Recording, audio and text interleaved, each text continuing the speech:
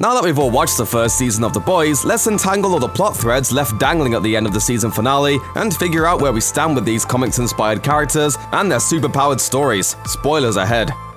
The last we see of Hughie, he's helped his teammates escape. He leaves Starlight behind at the warehouse where they were being held, so she can try to resuscitate A-Train. We don't know where Hughie's allies run to, but so far they seem pretty adept at finding hideouts when they need to. Hughie has grown in leaps and bounds, in spite of Butcher calling him pathetic in the season finale because Hughie refuses to help him kidnap Madelyn. The truth is, Hughie is just as strong as any character in The Boys. He's grown from a young man still living with his dad, too afraid to ask for a raise at work, to an outlaw who murders a member of the world's most prestigious superhero team, infiltrates the same team's headquarters in a plot to bug their conference room, and purposefully gets himself captured in the season finale so he can rescue his new friends from what promises to be torture and death. Yes, he yells "I'm sorry" over and over as he fires an assault rifle at the men guarding Kimiko.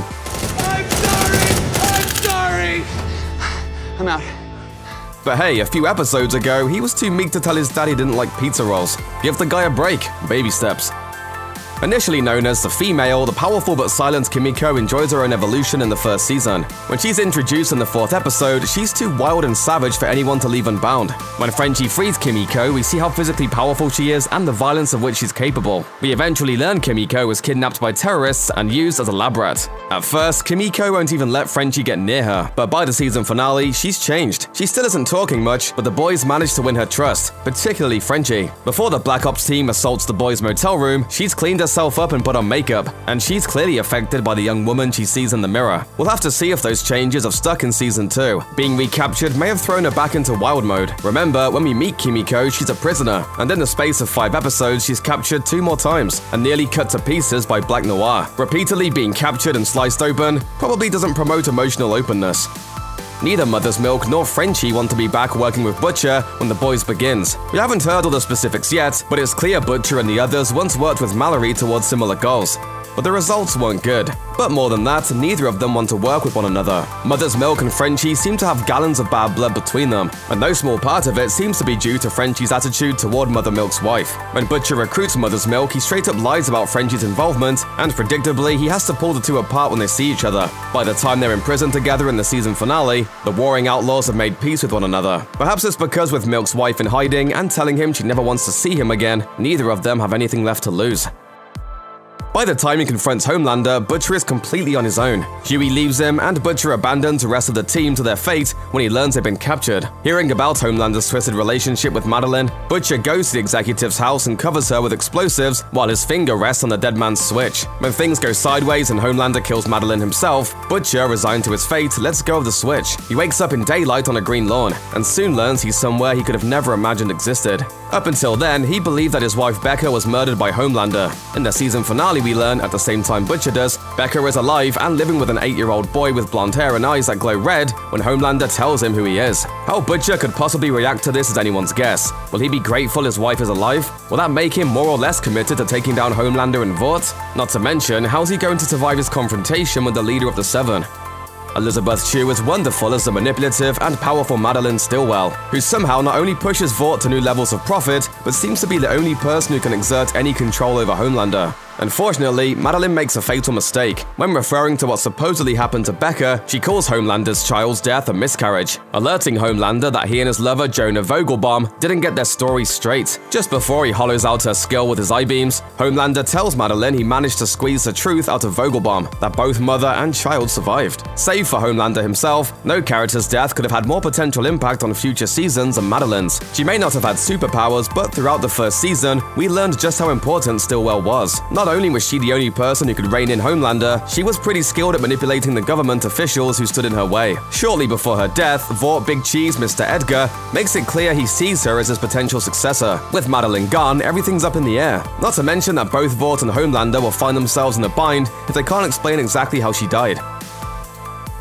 In the beginning of The Boys, we get the notion that Homelander is a powerful weapon, but the one pulling the trigger is Madelyn Stillwell. By the season finale, we've learned that isn't quite true. When Homelander blasts the Baltimore mayor's private plane out of the sky at the end of the series premiere, after the mayor blackmails Madelyn, it eventually comes to light that Homelander was working all on his own. When a soup terrorist shows up in the season's penultimate episode, it destroys the boys' plan. Even though Butcher had previously brought a sample of the infamous Compound V to the CIA, the government isn't willing to go after Vought because they need the corporation soups to fight these new superpowered enemies. While you could hardly be blamed for assuming powered-up terrorists was a common-wide Vought conspiracy, we learn it was all Homelander's plan to force the government to let superheroes work for the military. And now, we have villains all over the globe that only we can fight. Now Madelyn is dead, Vaught's soups are greenlit for active service, and there is no one left to keep Homelander in check. He was already the most physically powerful man in the world. Now, Homelander is getting close to becoming powerful in other ways. The last person that said no to Homelander is dead and at his hands, or eyes, whatever. What happens if this twisted Superman stops taking orders from Vought, from the military, from anyone?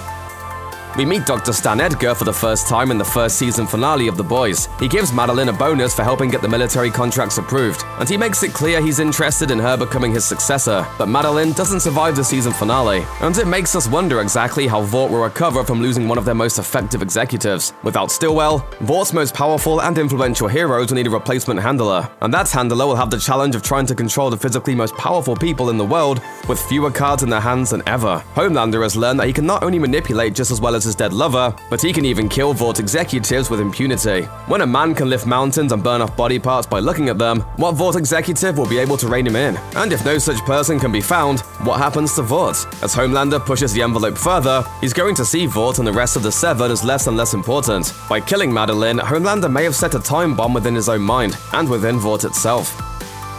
When we leave Starlight, she's acting more like an actual superhero than any other member of the Seven. A-Train would probably kill Hughie, but his heart gives out from his continued use of Compound V. Even though his survival could mean her losing her spot on the team, imprisonment, or even death, Starlight is performing CPR on A-Train the last time we see her. A-Train knows Starlight helped Hughie escape, and if he survives and tells Homelander, things won't go well for Starlight. There are other possibilities. A convenient, if a bit predictable outcome would be that A-Train survives but is unconscious for a long time, can't remember what happened right before his heart attack, or both. There's another potential outcome, and it depends on exactly who Starlight has become. Earlier in the episode, Starlight has a conversation with Queen Maeve, who tells Starlight she was just as idealistic when she first joined the Seven, but kept giving away pieces of herself until there was nothing left. It's a conversation that convinces Starlight to come to Hughie's aid, and it's a conversation that may save A-Train's life. When Hughie leaves the warehouse, Starlight could easily just stop trying to save A-Train's life. Considering what's in store for her should A-Train survive, the thought must be a tempting one. If she gives in to that temptation, she may get closer to the position Maeve has been in for years.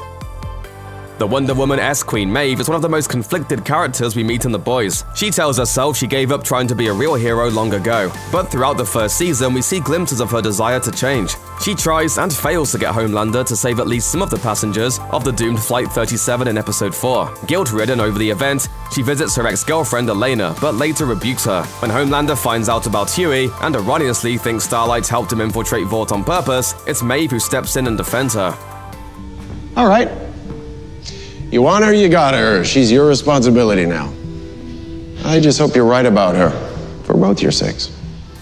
In the season finale, when Maeve finds a drunk Starlight getting sick in the ladies' room, for the first time she shows genuine sympathy for her teammates. Maeve opens up to the younger hero and tells her that she really did care when she first joined the Seven, but years of compromise and giving away pieces of herself turned her into something else. She urges Starlight to be herself, because at least one of them should be. Whatever's coming in future seasons of The Boys, Maeve may be the key element in any struggles against Homelander. She clearly isn't ready for open revolt against a more powerful soup, but she may very well be getting close. By the season finale, the Deep has no allies left. Homelander hates him for informing Madelyn he's responsible for killing the Baltimore mayor. He's exiled to the relatively crime-free Sandusky, Ohio, after his disastrous attempt to spring a dolphin from a water park. All of this pales in comparison to the fact that he forces himself on Starlight in the premiere episode. In Sandusky, the Deep is even more useless than ever, and when word comes in that the government has greenlit soups for military action, he assumes his time for redemption has come. But his Sandusky handler assures him Vought wants the Fishman to stay exactly where he is. When we last see the Deep, he's freeing himself from hair. First, he shaves all the hair off his chest, and next, he hesitantly buzzes all the hair from his head. So what is the Deep doing? Well, what's one of the biggest differences between a man and a fish? Hair. Perhaps this low-rent Aquaman no longer sees any options for himself on the surface world. Maybe the Deep is planning to run away to the place he's named after. He seems to have pretty stimulating conversations with doomed dolphins and grocery store lobsters, so who knows, maybe he'll be happy. What's up, man? How'd you end up here? In the beginning of The Boys, Butcher and Hughie are looking for vengeance, but by the end of the first season, it's clear their quest may eventually have a much more important goal. We now know that not only were the terrorist soups exposed to Compound V done so just so the Seven would have an excuse to join the military, but that it was Homelander who was behind it all. By the end of The Boys' first season, the stakes have gone far beyond the profit margin of Vought or violent emotional catharsis of Butcher and Hughie. Homelander is now a threat on a global level. The ragtag team of revenge seekers, mercenaries, and traumatized lab rats may be the only thing standing in the way of global annihilation. This is never gonna stop. It's just gonna be more blood and awfulness. That's the f***ing game.